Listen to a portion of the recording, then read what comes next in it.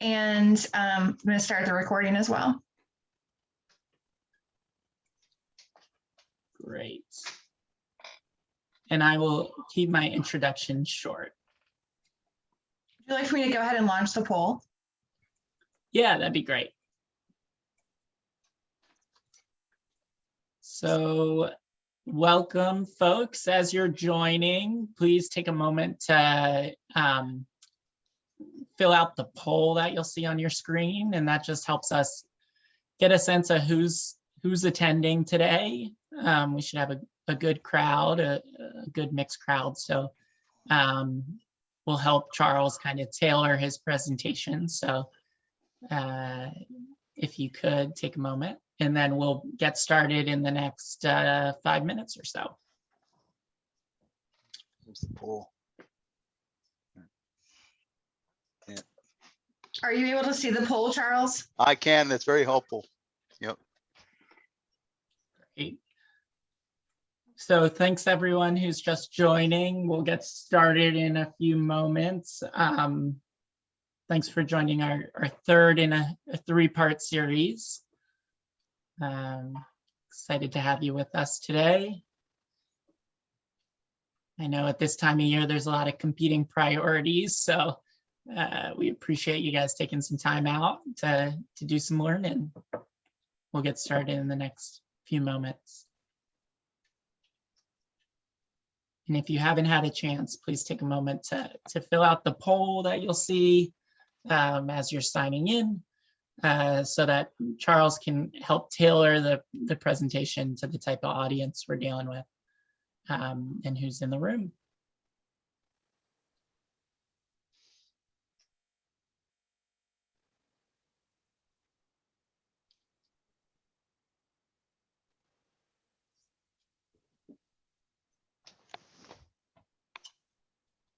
All right, well, we'll give everyone maybe 2 more minutes, and we'll get going.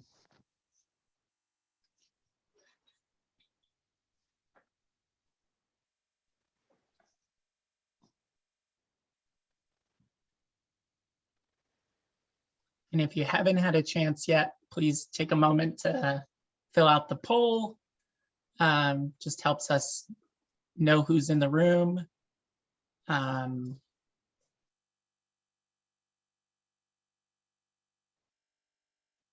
We'll get started in just a minute.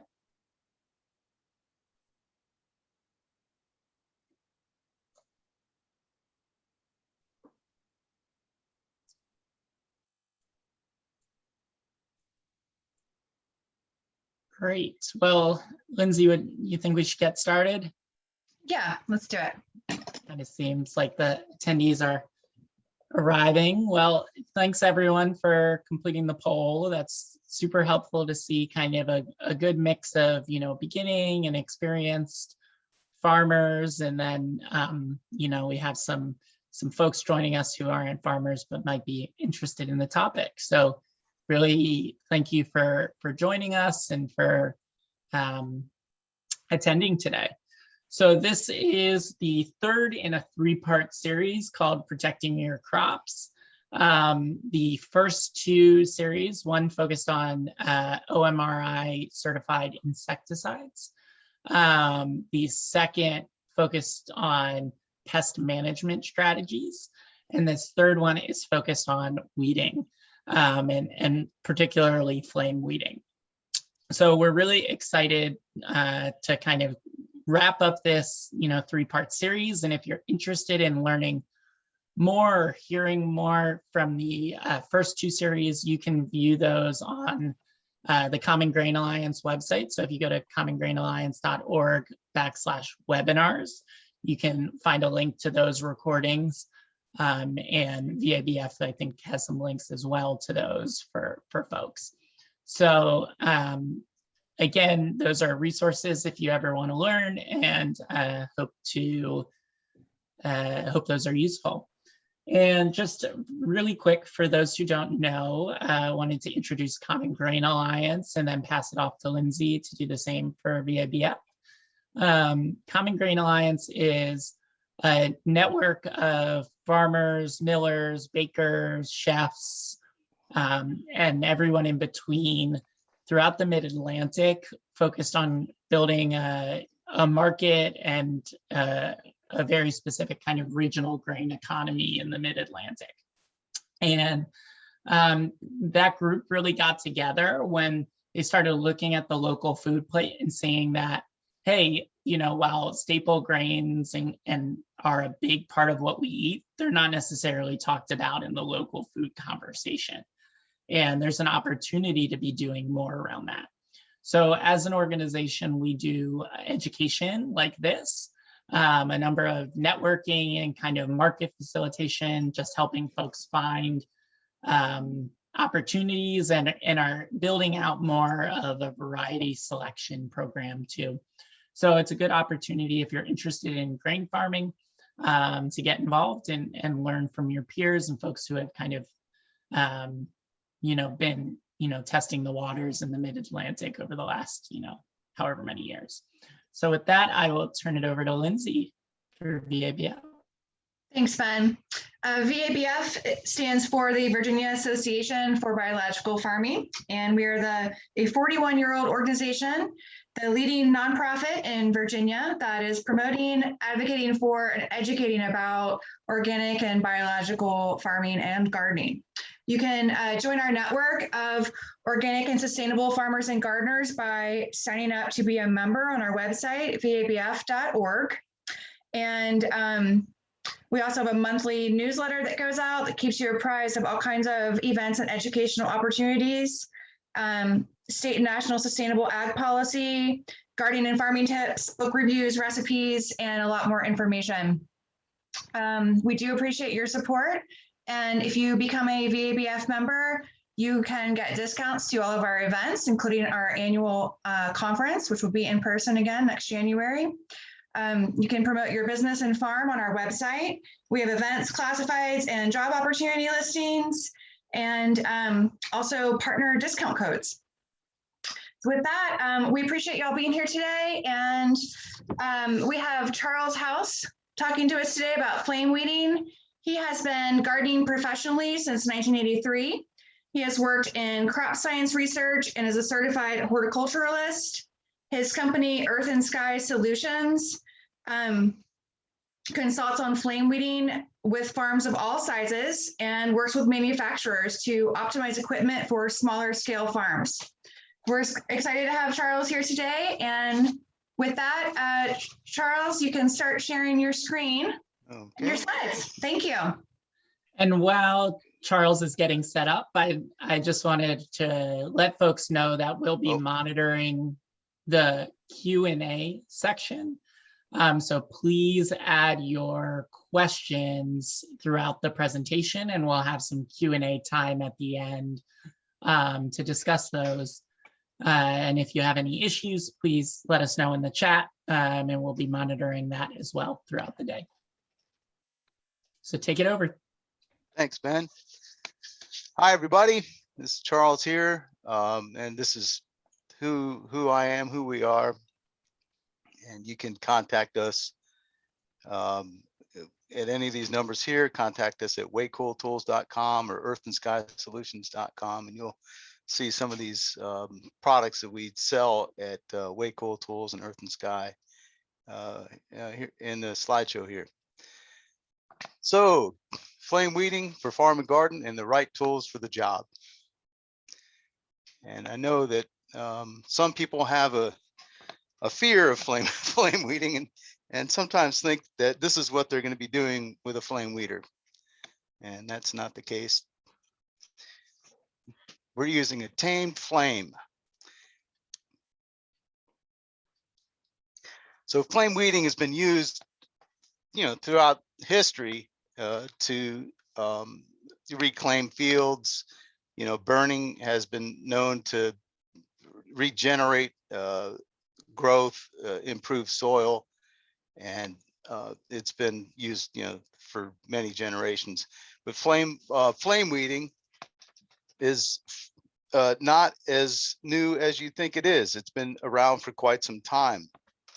In fact, it was quite popular in the mid 20th century, And, you know, with the advent of chemicals, the flame weeding just, became less of a go-to solution for weed control. A lot of people, as you know, just got roped in by these chemical companies, and chemicals became the go-to easy approach. But then, of course, you run into issues with that. Health issues aside, it's become challenging to use chemicals. So let's see, the advantages of flame weeding, of course, avoidance of chemical inputs, and you don't disturb the soil, you don't dig up new weed seeds, and of course it's less labor intensive. It's a USDA organic program accepted practice. There's no chemical resistance, of course, with flame. Nothing is susceptible to the 2000-degree heat that propane can put out. And propane is an EPA certified clean fuel. It's a green gas. It's non-toxic. If it were to ever escape the container, which is highly unlikely, it will not pollute soil or contaminate soil or water. And let's have a look at the options you've got for flame weeding. Our torch line, the Red Dragon torch line, has got 4 of the most popular torches, which is the Mini Dragon. Here, I guess you must be able to see my mouse moving there.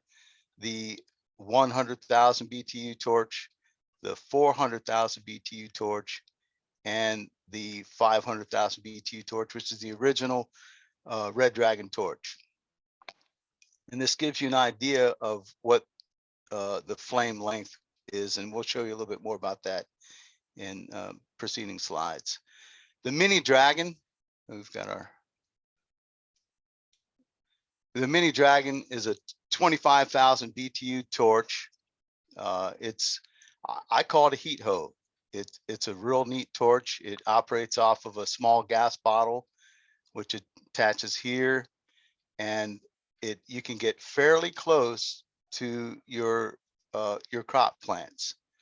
And here's a little video. And this is at a friend of ours farm, and this is all these videos here are our friend Bill's first time using a flame weeder. So here we go.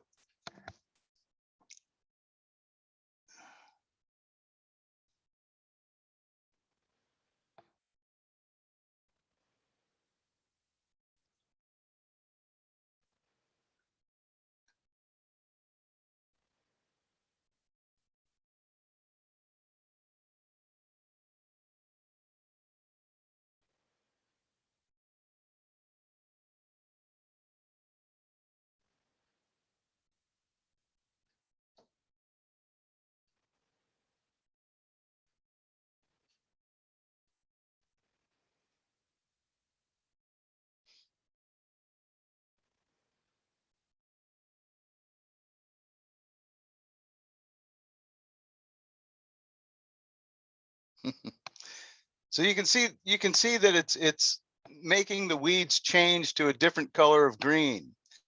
They're not turning brown, but the color of the weed is changing. You'll notice in all these little videos, that's what's going on. So what's happening is the water inside the cells is boiling and breaking the cell walls. And that's what you're seeing, sort of perspiration that's happening as the flame weeding is going on.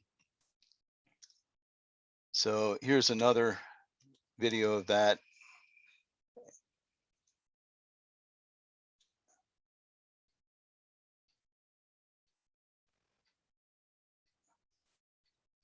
So you can get pretty close to your crop plants with this. And I think later on in this video, you'll see that I had flamed pretty close to a wild carrot in that situation.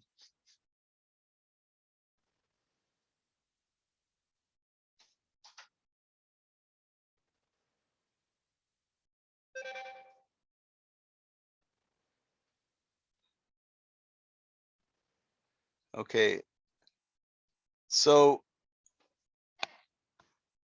with flame weeding, you can get pretty close to other plants, and the direction of the flame, the way you point that flame at the weed you're trying to get, and away from the crop, that will help you with your hand torch flaming. And you can see here, you can use your mini dragon. A lot of people use the mini dragon to poke holes in their plastic mulch in order to set their plants in there. And this is where this was really, it was a split second of holding the mini dragon torch up and then lowering it down just enough to where it melted the plastic. And that hole to the right is just done with the heat of the bell on the mini dragon, just to punch a hole in it. And here is the flame pattern in low light.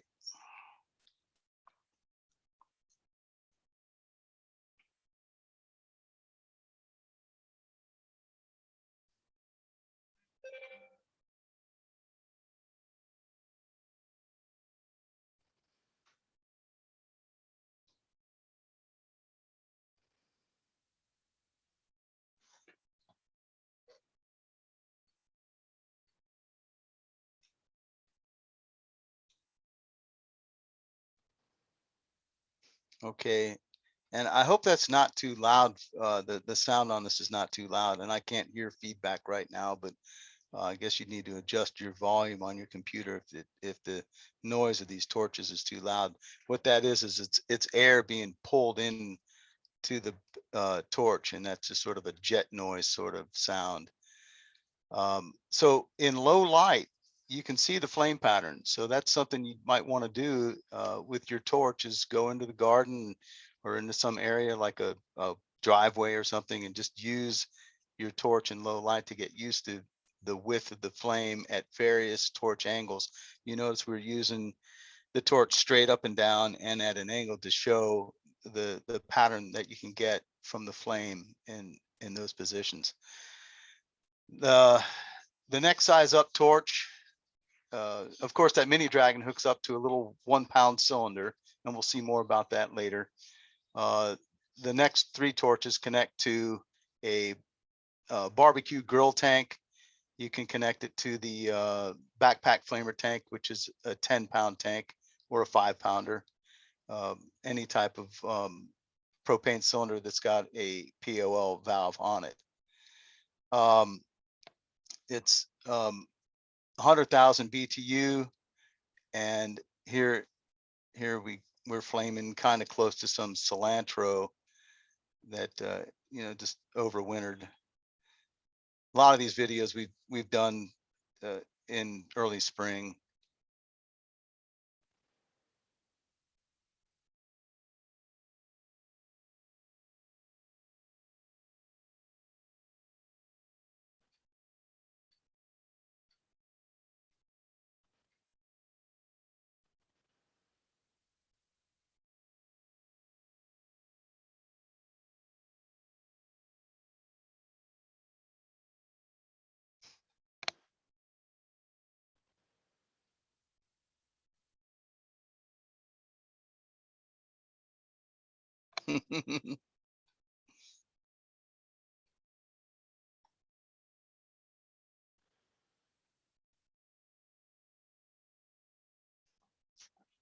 Okay, so there's Bill flaming with the 100,000, and I was explaining to him that you can if you're flaming next to a plant, one way to do it is you can flame from behind the plant in order not to get it, or just get used to your flame pattern and slide from toward the plant just close enough to where the flame doesn't affect it. And flame duration will affect your plant. If you hold the torch in one place long enough, it will affect the plant even at a distance.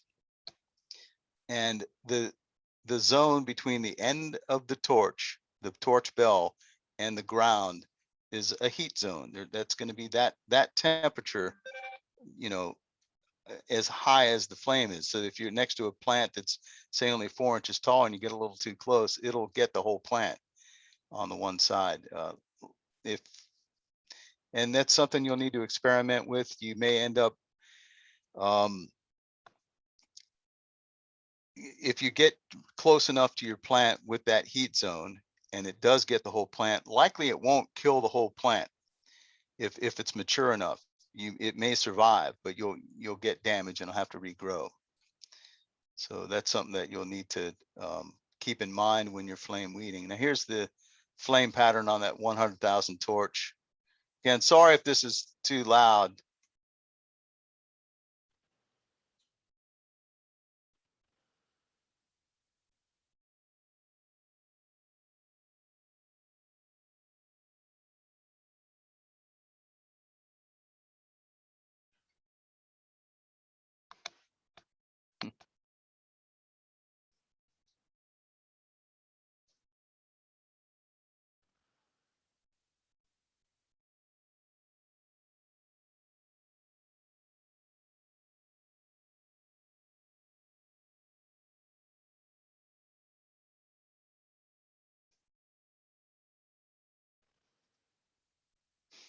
So you can see with the 100,000 torch, you can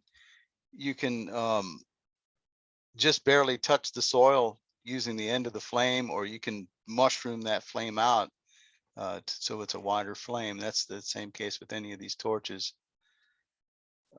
This is the 400,000 b.t.u torch, which I think for any market farmer is about the best torch you can get. It's a good size flame. It uses less fuel than the 500,000 b.t.u torch. We use ours with the squeeze valve, and it produces plenty of flame. It's not quite as heavy, and again uses less fuel. And here's a little video of, we had some apple trees. They're much bigger now. We had those surrounded by a wire fence, and you can flame right through it.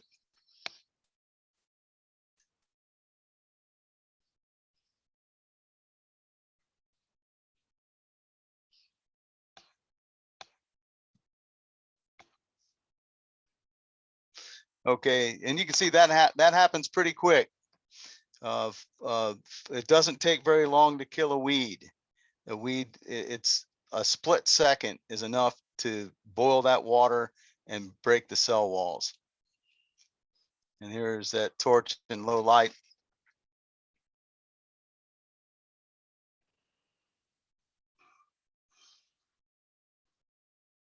Mm.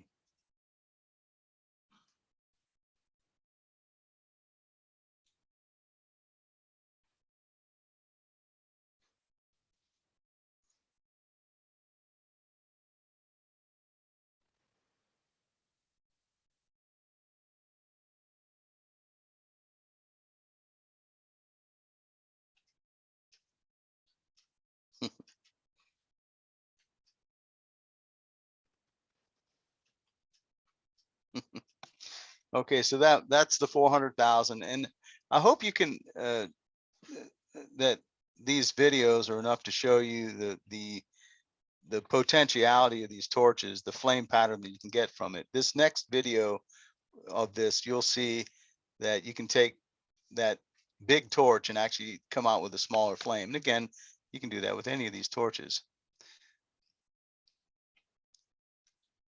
And here's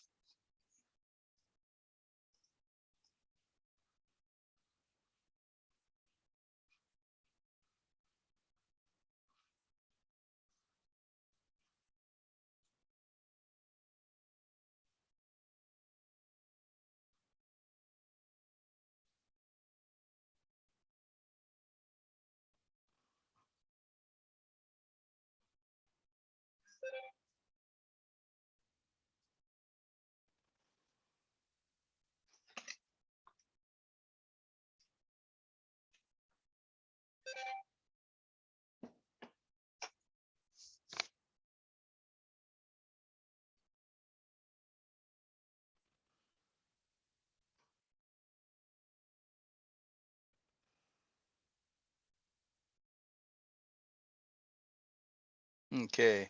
So Bill was flaming pretty close to some deer netting, and we'll see in another slide here that you know, he didn't harm the netting, and he got fairly close to it.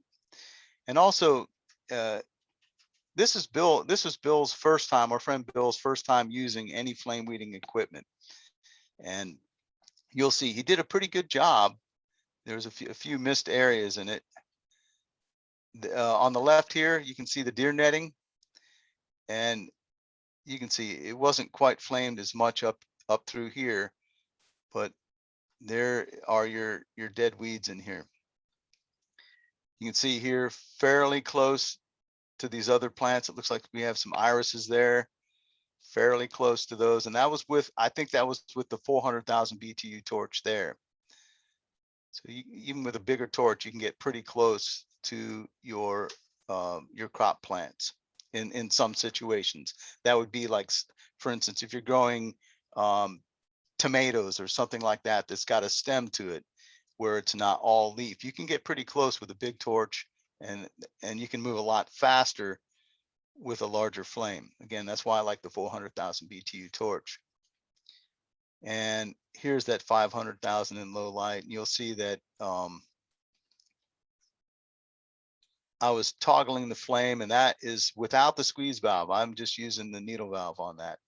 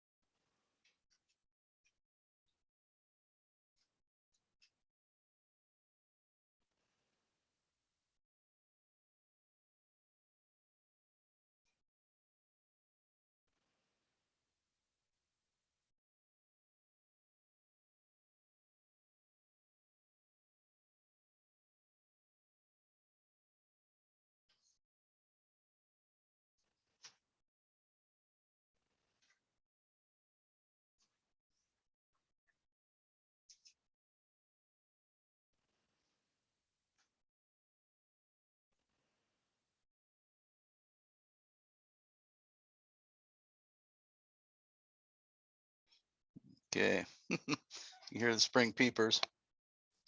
If you notice that there is some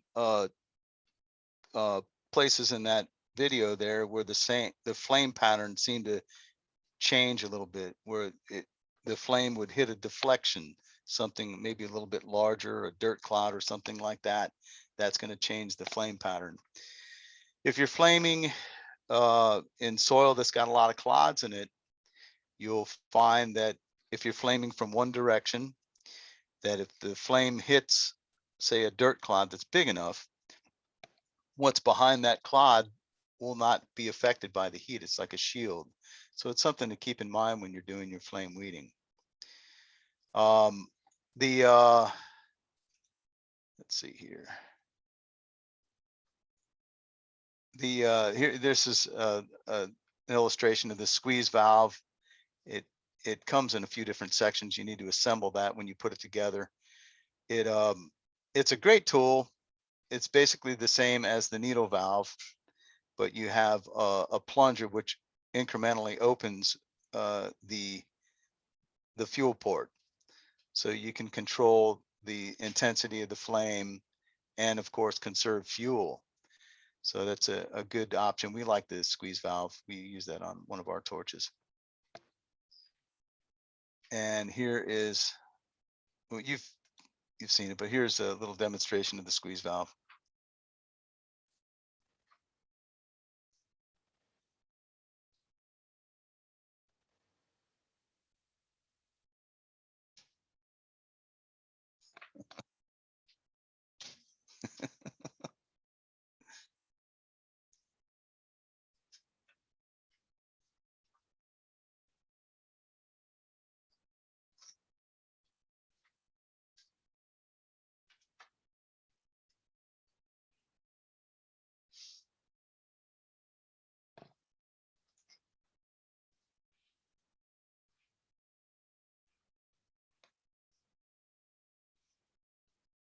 Hang on. Sorry about that.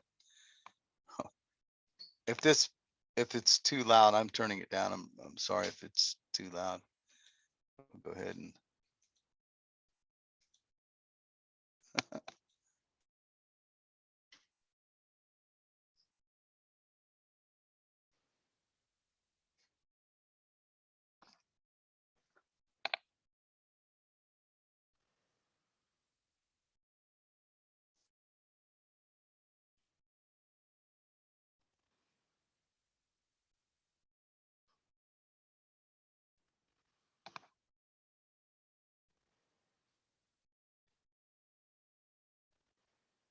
So you see, I had the torch bell too close to the cover crop and it starved itself of oxygen, and that's why it went out.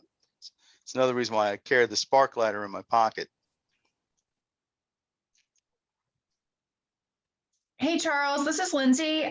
We can't hear any sound from the videos Oh, really? on the attendee end. Yes. Wow. Okay. Hang on a second. Now, is it because I turned the sound down? No, It's just no sound. no sound. We can see the video playing, but I don't get any sound. Interesting. Oh boy. I'm kind of technologically challenged. It shouldn't matter. Most of these videos, even if it didn't have sound, you should be able to get what we can out of it. One of the attendees says when you share the screen, you have to select to share audio as well. Oh, wow. Okay. And then I would do that by, let's see. Let's see. Share screen. That says new share. Panelists. Okay. One moment. Do you know how I would do that, Lindsay? I'm not sure. Ben, do you know? Start video, mute. Hang on. Nope. Joe from the attendees says you have to stop the share and reshare again. Okay. Now all I see right now is new share up here. Okay, share screen. Got it. Got it. Thank you. And we go back to that. Is there any other thing I need to do on the way in here? If you can select share audio, if that's an option. Let's see. Oh, share sound. There you go. Perfect. Optimize for video clip. Thank you. Thank you. All right. We are good to go. Then I would go to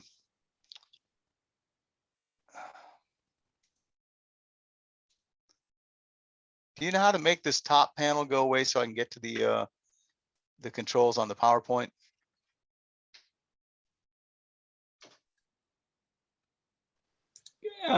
Charles, if you click the bottom, down at the bottom of your PowerPoint screen, that presentation on the right next to the minus sign. Yeah, this here? Slideshow. No, Oh, yeah, there you go. there Got you it. go. Thank you. That should put you in a full And we're screen. back. All right. Well, I tell you what, I've been concerned that everybody would hear this roaring sound in their ears if they had headphones on. This is which And, one? 400,000 with squeeze valve. But the one takeaway from this video is when the torch went out. Can you hear that now? Is it too loud?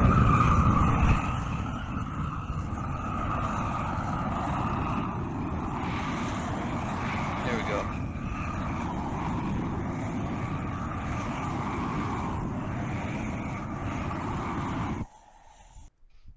Okay.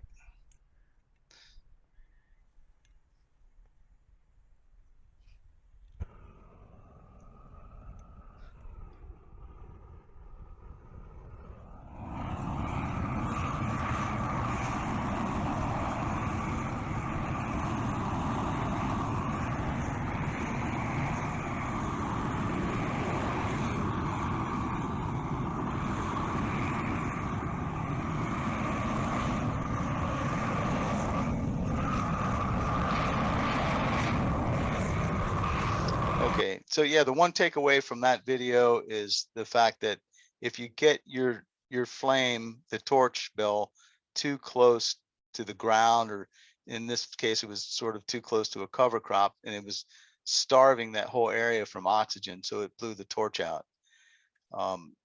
So it's a good idea to carry your spark lighter in your pocket. Another thing you can get from this was a rye cover crop at a CSA just down the road from here. And we were just using it for something to flame. One thing I can tell you about the rye is it's a pretty resilient crop.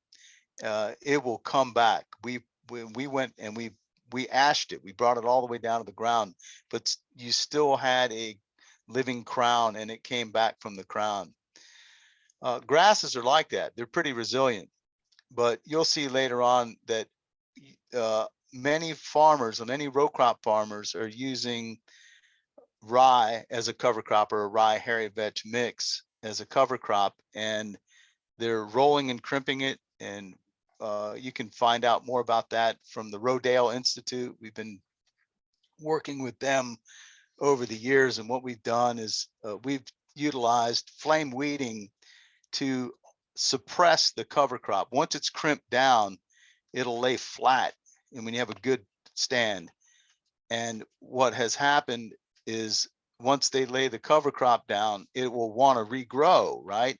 So the flame is another addition just to keep that top, to kill that top layer, and it'll smother what's underneath it. And it's worked out quite well. So anyway, so here's some on the topic of squeeze valve. All three of these larger torches work with the squeeze valve. And then your options for ease of mobility. Of course, that propane tank's kind of heavy, so there's a dolly cart you can carry it with. You can also use a smaller tank. Some people use a 5-pound tank to flame weed with. The torches all come with a 10-foot hose on it, except for, you can see the backpack flamer. If you get a complete backpack flamer, you will receive a smaller hose with that.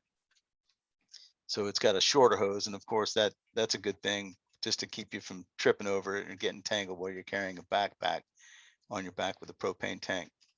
And this is all real safe to do. All these tanks are real safe to use.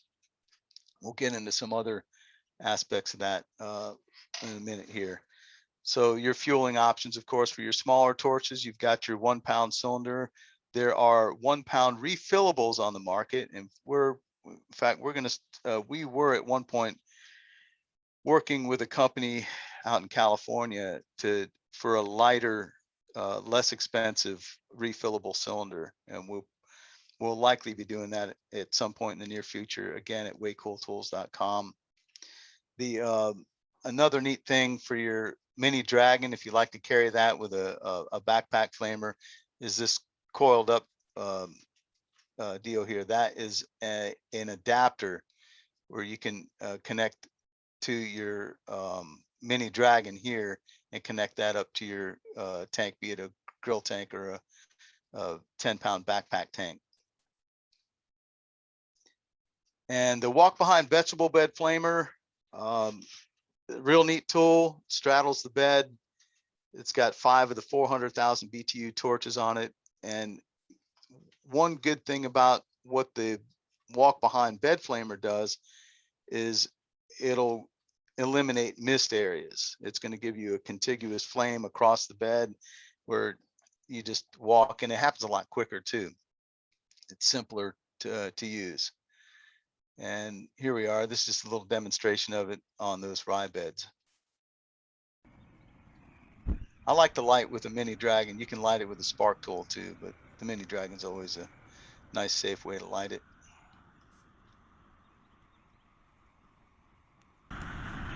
There's our daughter Zoe.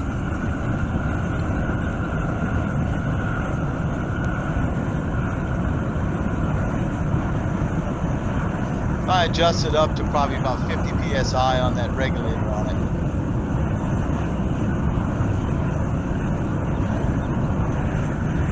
You can see the handle is offset, so you can walk next to the bed.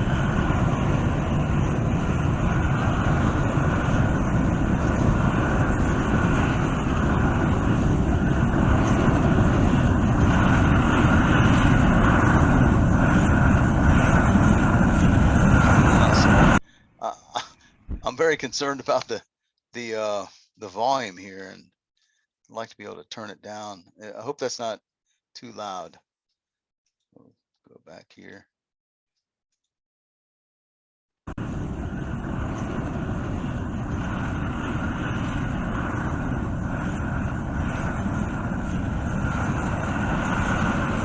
You can see I was getting the pathway on it too, so it's sort of catching about a half or 2/3 of the bed.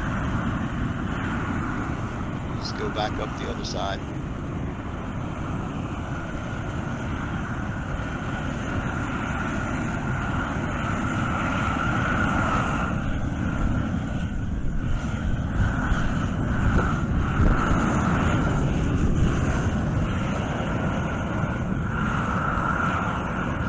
Okay, and you can see the this torch rail here, that's adjustable. So it adjusts to the operator. This handle, you can adjust the height on that. You can adjust the angle of the torches. So it makes it comfortable to use, and you get a good even flame from that. And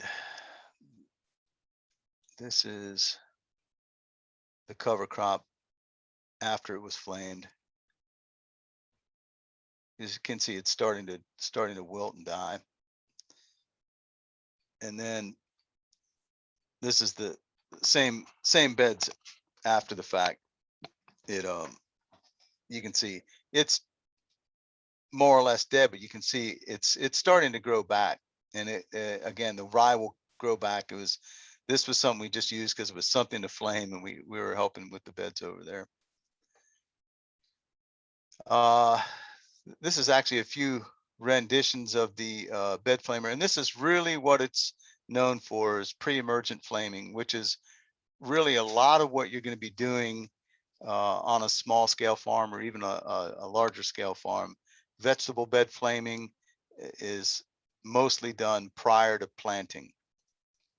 Now with slower germinating crops like carrots, you can plant your carrots and flame weed one or more times prior to the emergence of the carrots. One way to do that is to sow some beets in the same area where you're planting your carrots. When the beets come up, flame. The carrots will come up within a day or two. And the another way to do it is you can use a pane of glass. You keep the bed irrigated and put the glass down on one section of the bed. And when you see the leaves first beginning to emerge under the glass, then that is a good time to flame. And the carrots will come up within a day or two after that. And here is a little video of the, this is one of the earlier renditions of the GF 2011. We were still testing it at that point. So it's got a little different handle on it. And that little girl in the backpack behind mommy is the same little girl that was in the field over there. It's 11 years later.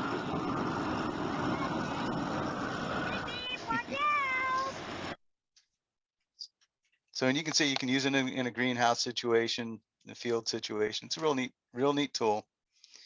And of course, you can put the handle on this behind the flamer, just installed in a different way. And now you've got a walk behind flamer. You can take off one of the axle sections and make the wheels closer together, easier to use in a situation like this. And you can flame any kind of paved area or wherever you need to on the farm.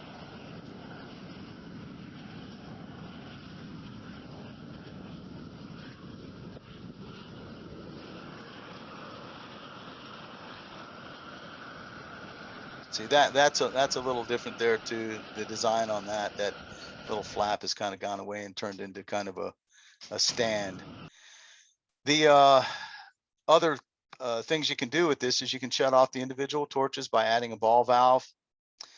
And you can put a 45-degree angle and kind of turn it into a row crop flamer, a flamer for doing your currants, your berries, things like that. So it's a real versatile tool in that regard. And when to flame. Flame weeds when they're still small. And we've run into row crop farmers that wait when they have a row crop flamer. They wait till the weeds are big enough for them to get out there and cultivate. But you can get out there much earlier to flame in your fields. You can actually flame, and we'll see in a little while, when your plants are quite small, your actual crop is quite small. So I say if you can get on your knee and see a pinhead, that's a good time to flame. A pinhead size weed is a great time to flame. And also with flame weeding, you're killing whatever weed seeds you can get to on the surface. Growers have told me that over the course of a few seasons, they've noticed a diminishment in the weed pressure in their fields because you're killing off weed seeds too, as opposed to chemicals. And of course, it takes very little time. You can see in those videos that right when that color change happens in the weed, that weed is dead. And it really takes very little time to flame a weed. So it happens pretty quick. You can see in this slide, there's a little fingerprint there. And that is a good way to check to see if you've done the job. After you flame, go back, take a leaf between your finger and your thumb and just give it a little squeeze, and you'll see that you've got a fingerprint there. Or it might just, with a really small weed where you can't really see a fingerprint so well, it'll feel mushy. And that is an indicator that those cell walls are broken. Wind speed and direction, you want to be aware of that. And I tell people, if you are gonna flame and you wouldn't spray, don't flame. Now flame is a little bit more forgiving. There's no wind drift on it, but you may get a lesser flame pattern or a not even flame pattern because of the wind. So pay attention to the wind.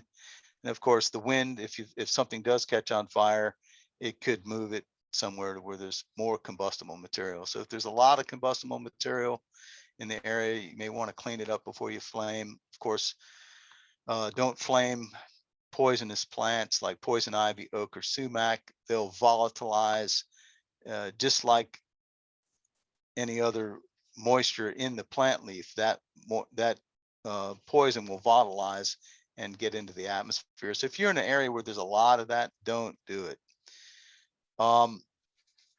Combustible material, you were seeing in those videos that there were leaves catching on fire and that sort of thing.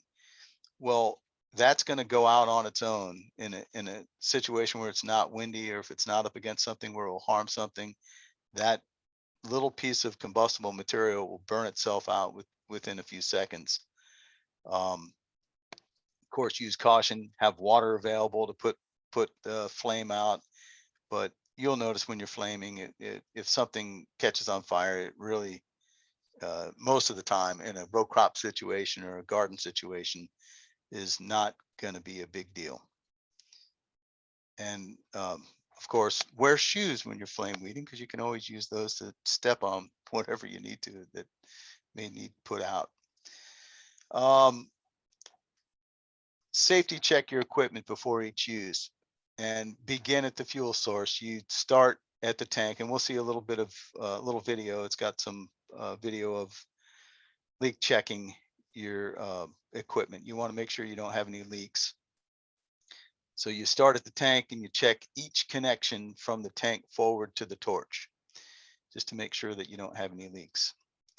And of course, this is on this slide, it talks about you need to get your tanks recertified and make sure they're up to date in their inspections. And here's your little video. Brass parts. The brass is a soft metal, and it can be dented easily or stripped easily, more easily than steel. So this is a standard POL. You attach it to your propane tank just by left hand threading it.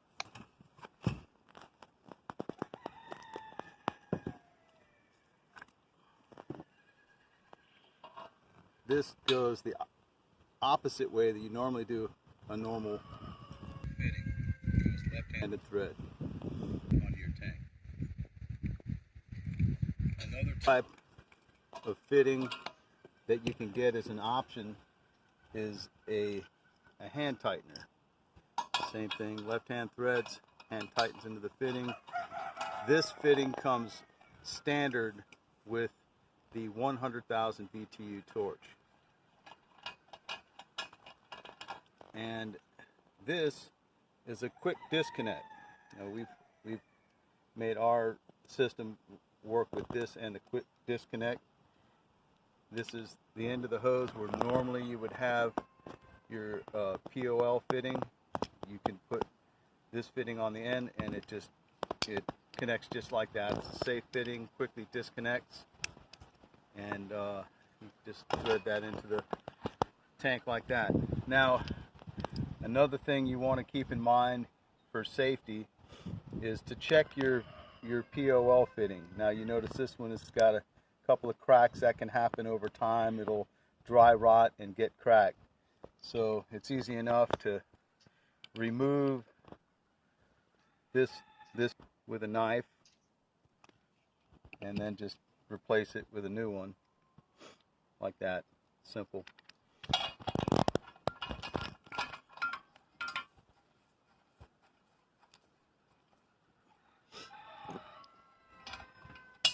It's good to go. Now, before you run your propane torch, go ahead and do a safety check on it. Slowly open this valve. If you open it really quick, you might hear a little click. And what's happened is inside here there's a check lock because it detects that there might have been a rupture in the system, and it'll shut this valve off.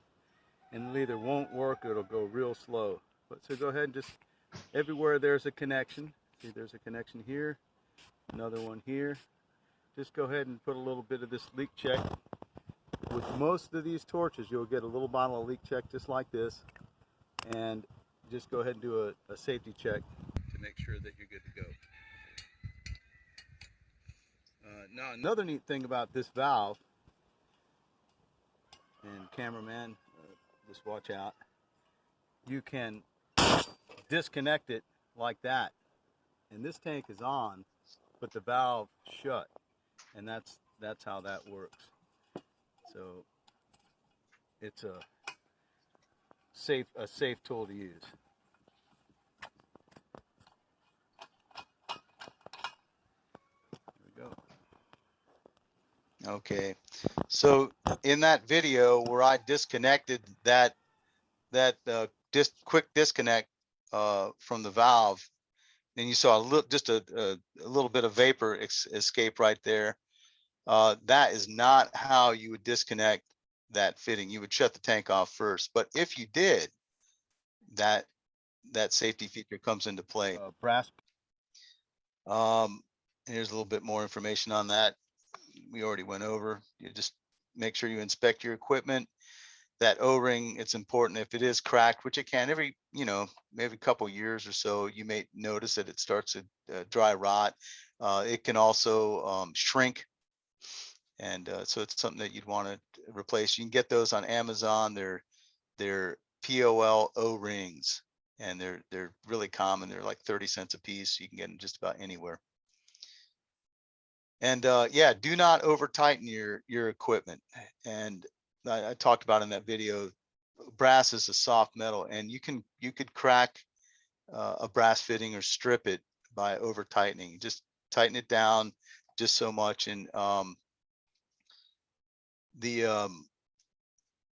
that POL, when it is threaded into your tank, sometimes we'll get calls from people that, oh, their torch isn't working, and it turns out if they just turned it another eighth or quarter of a turn, it will push in the safety valve on the propane tank. There's a safety valve in there that if that POL isn't pushed in all the way, it won't allow fuel to flow. So that's something to keep in mind.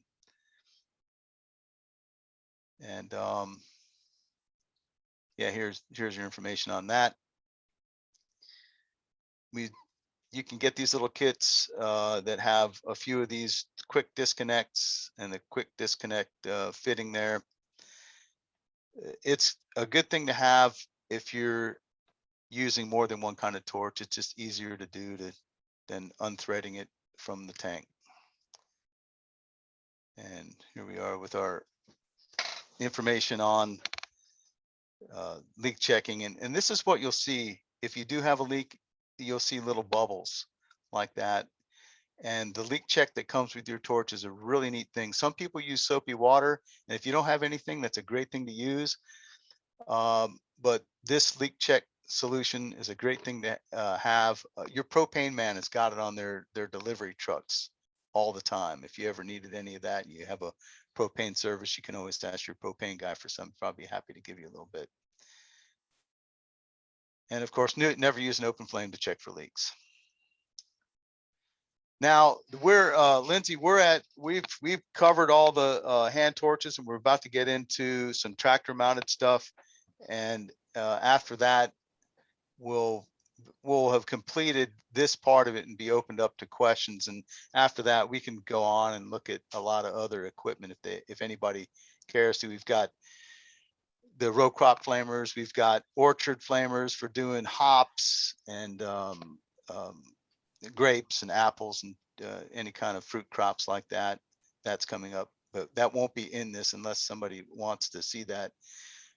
Tractor mounted systems all come with a control box. You've got a master switch, which opens up the solenoid from the propane tank that you're using. Now, these are liquid systems. They're not vapor. They don't run off of the grill tanks. They run off of typically anywhere from a forklift tank on up to 250 or 500 gallon tank for tractor mounted systems. Or I didn't mention a 120 tank too. So you've got a master switch and a full flame switch. So, and we'll see how that works in another one of these slides. This knob right here is how the gas flows into the system. And this is a full flame solenoid. So when this solenoid is activated, it bypasses this loop and lets the fuel flow at the pressure that you set on a regulator. So here's our bed flamers. You can do these anywhere from a 5 foot up to about a 30 foot wide system. And here's a small scale vegetable bed flamer. And this is one of our little small scale systems that runs off of 2 10-gallon forklift tanks. And this is what a lot of small scale growers are going to.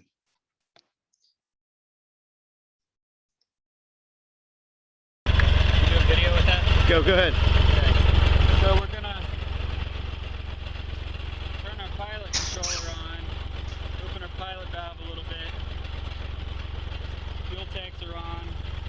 We got our torches shut off. We're gonna open one. Light the two. You just got the pilot set pretty low on that for lighting with a spark tool like that. The other two lit. All set.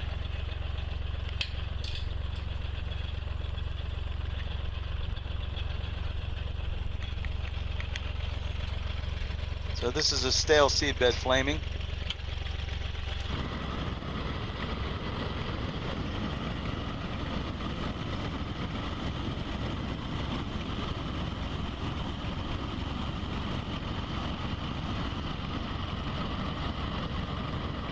You notice you really can't see the flame pattern that well in daylight, most daylight situations. So that taking your flamer out at night and using it in low light will give you a good idea of the flame pattern. And lower him down.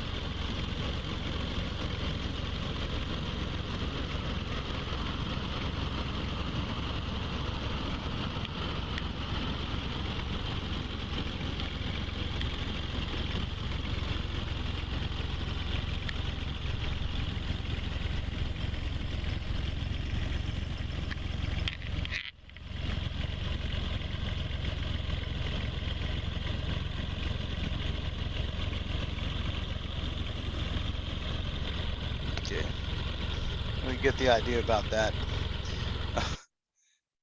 And this is a picture of the same flaming unit, but with a larger tank. That's the 120 tank. Keeps you from having to go get your tanks filled as often. That'll hold 100 gallons of fuel. And then row crop flamers is another thing that I think some of the people here are interested in. You can flame a lot of different things, and this is one of the configurations of torches. This is a staggered flaming, which flames at ground level through the row, and you can see it just, you just flame under the crop canopy. So once the crop is up, say a foot or so high, sometimes in some cases it could be a little shorter. Yeah, as long as you can get under the canopy, you can safely flame. As long as you're not flaming from the top down, like for instance with corn will keep elongating. Even if you damage some of the lower leaves on it, it'll keep growing.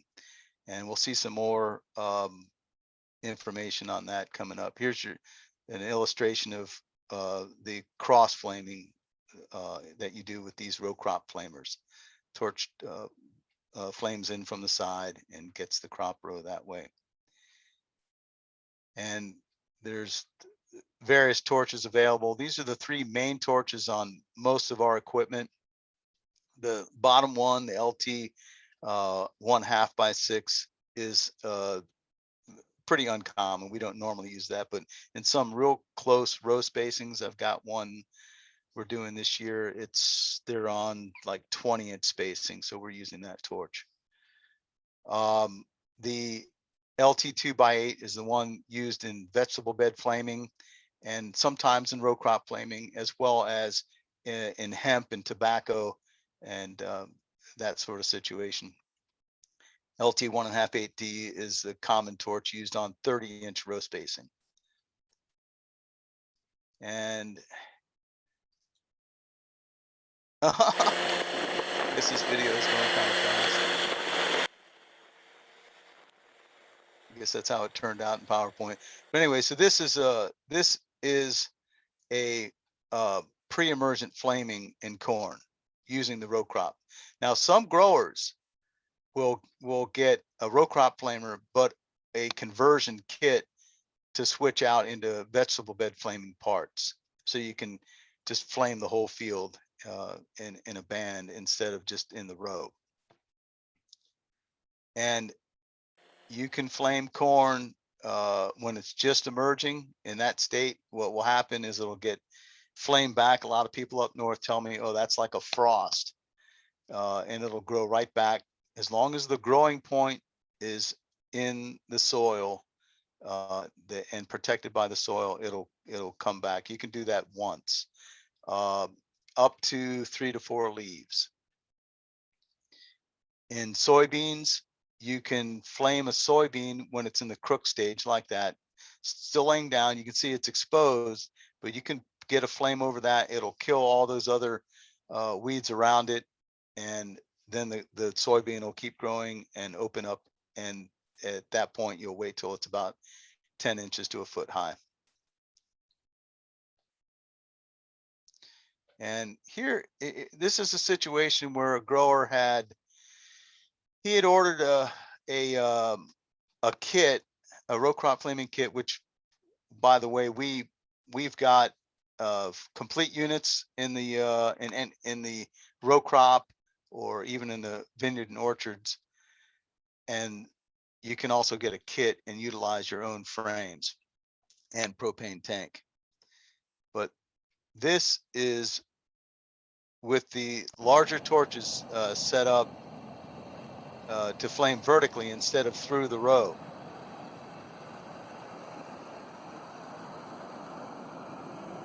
So he had hilled that up. He had cultivated a lot, but was able to overcome that and still flame and get the row by setting his torches up that way. So the and in this situation, that those soybeans like they got scalded on the side. And I followed up with this guy, probably a month or so later. And he said, they came back and it didn't even look like anything happened to them. And of course, they produced a good crop. So soybeans are, as long as you don't get the top of the plant, they'll come back even after being flamed like that from the side. It wasn't the whole plant, it was just the bottoms of the plant that got flamed. Here's a situation where this is a no-till field, okay? And so we took off what is normally a skid plate on the bottom of that leg there, that the skid just rides along on the ground like that. But we put these wheels on in order not disturb the cover crop. And you're going to see what looks like smoke, but this is steam in this picture. Oh, hang on. Oh, that's odd. Bear with me, y'all. This is this should be a video here.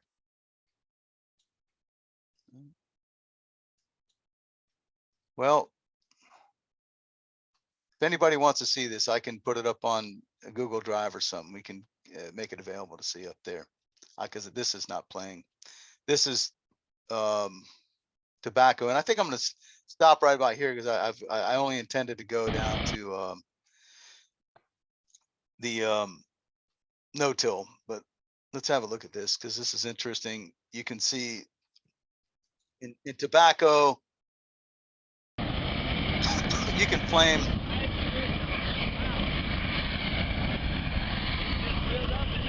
Flame tobacco and it doesn't, it's really amazing how you can flame right up against the plant and it does not hurt it.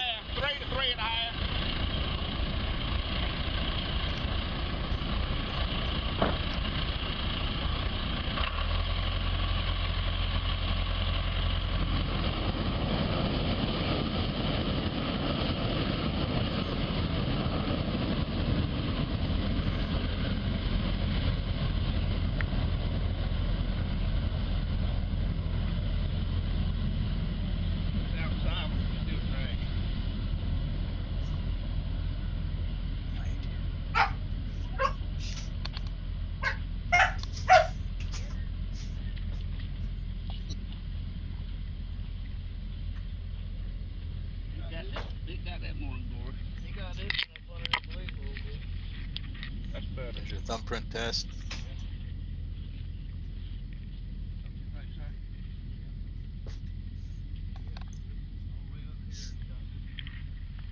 Yeah, you know, I might have one more video on hemp. There we go. If anybody's doing hemp.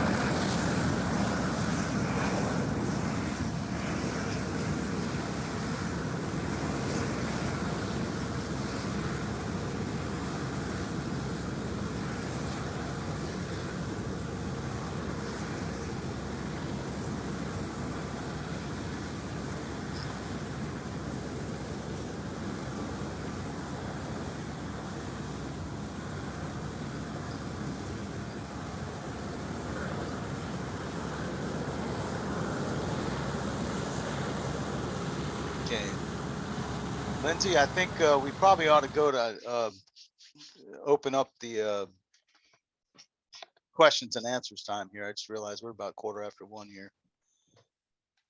Okay, thanks, Charles. We've got 5 questions in the Q&A. Okay. And some of these you might have already answered, but I'm going to read them anyway in case there's anything else you want to add. From Leah, I'm most interested in using flame weed to maintain horse pastures. Unfortunately, the pastures are fenced in with wood board. Would you caution against using flame weeding in this instance? No, I wouldn't. No, it's real hard to catch wood on fire. I mean, if you've got a wood stove or a fireplace, you notice it, the logs don't instantly light on fire. You can flame up against wood fences. You probably would end up using a hand torch, or in a larger situation, you could use one of the vineyard flamers, which is let's see,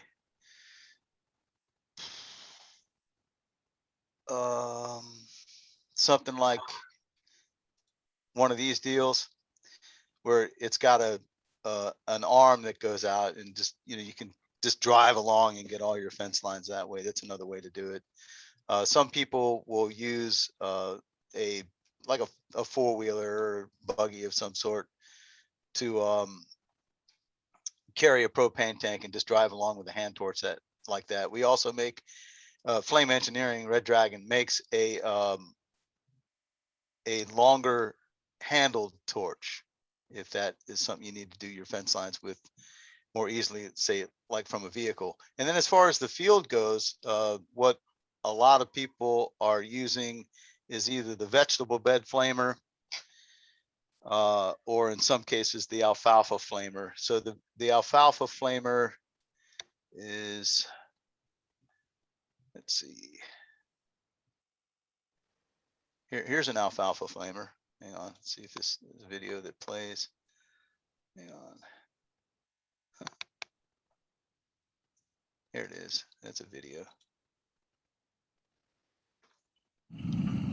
So alfalfa flamer uses a whole bunch of fuel. It uses 20 to 30 gallons of propane an acre. Originally made to kill dodder and weevil in alfalfa.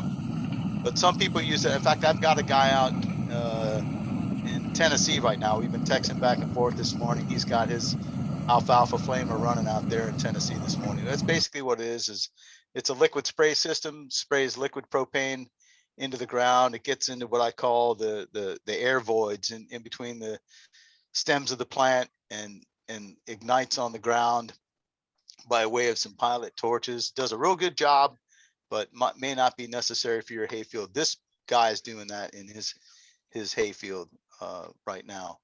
And so I hope that answers that question. Again, we've got the email up here. You're welcome to email or call anytime. And I'll get back with you right soon. How does flaming affect English ivy or poison ivy? Does it inhibit future growth? Don't flame poison ivy or any poisonous plants with volatile oils in them. Ivy, no, you'll kill it. It's really not worth it with ivy.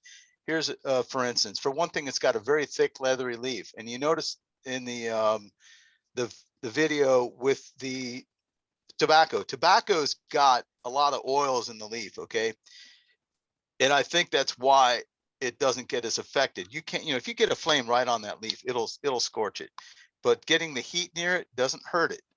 The way that flamer works is the flame just goes all the way up into the row under the leaves, and it does a good job. That's why. Now with ivy, it's the same thing. It's got a thick leaf full of oils, and it's going to be hard to kill.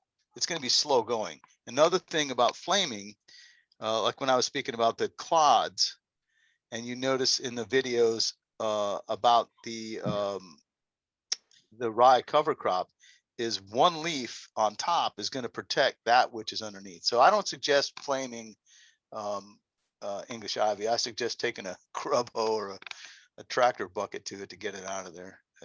And stay away from poison ivy with flame. Okay, thank you. How about the success of using flame weeding to destroy weed seeds? How long does the flame need to be applied to a green plant to kill it or its weeds?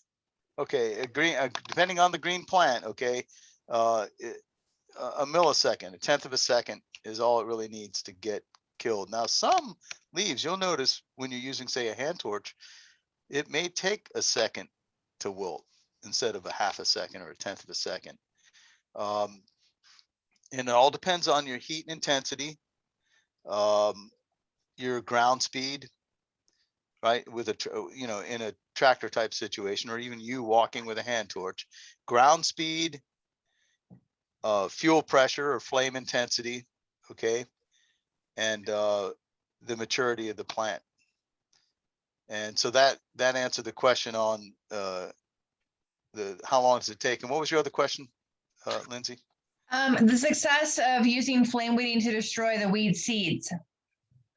And you could see in that video there where that was Trey Fleming there up at Two Gander Farm in Pennsylvania. He was going relatively slow, slower than I might have, but that's fine. That's going to give you a good kill in a stale seedbed situation to kill whatever weed seeds are there on the surface. Now, soil is a real good insulator, like in the situation with flaming corn at the early growth stage. As long as that growing point is protected by the soil, it'll regrow from the growing point.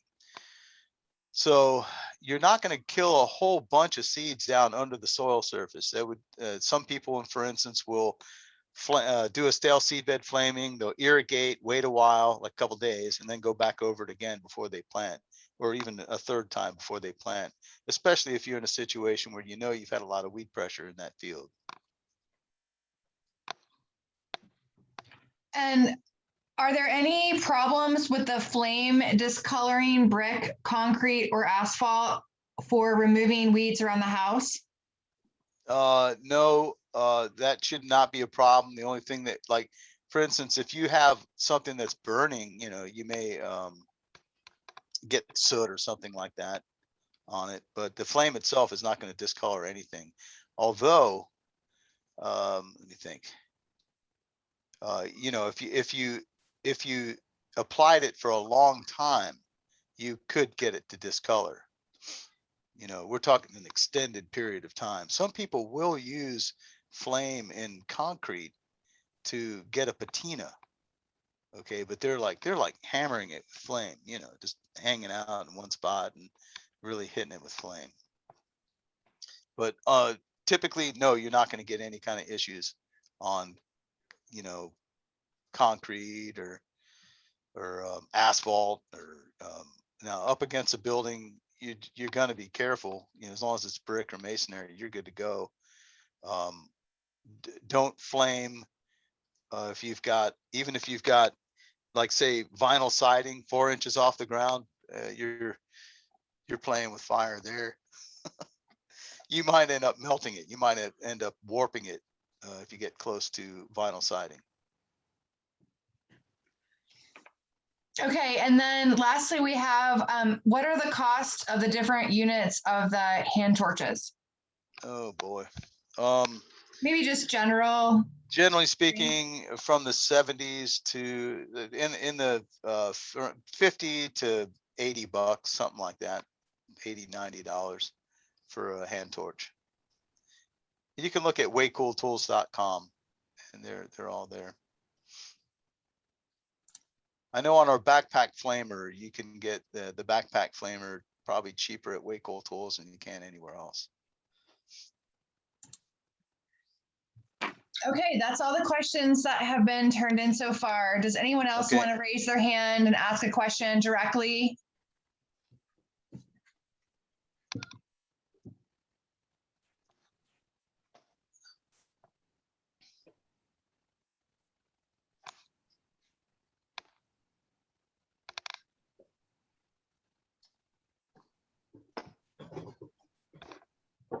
Charles, do you have anything else you want to touch on? I don't see that anyone else has any other questions. No, that's fine. I had more information, but I think we're probably good there.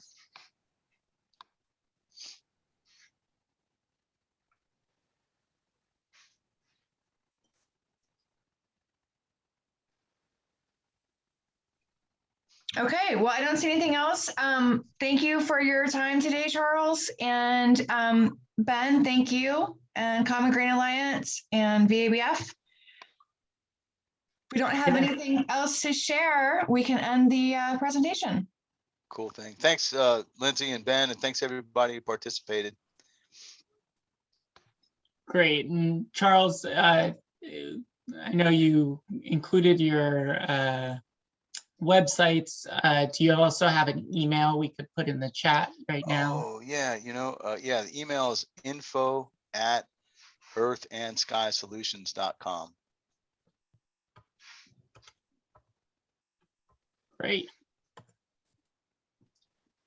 All right. Well, thank you so much for participating. Thanks, Ben. I appreciate it. Yeah, I wouldn't mind getting some feedback as far as how this presentation went, so I can improve, improve whatever I can in the future.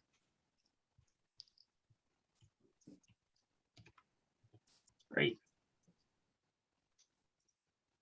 All right. Well, everyone have a great rest of your day. Thank you. You too. Thank you. Thank you, everyone.